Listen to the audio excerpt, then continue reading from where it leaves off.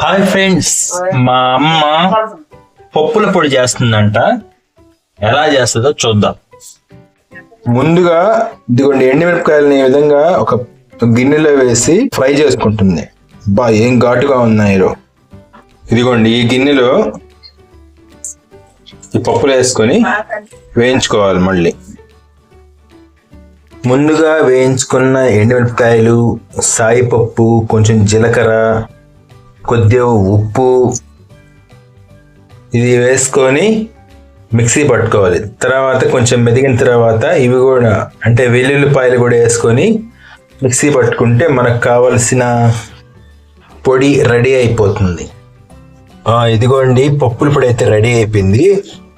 దీంట్లో నెయ్యి అన్నంలో వేసుకొని తింటే నెయ్యి కలుపుకొని చాలా బాగుంటుంది.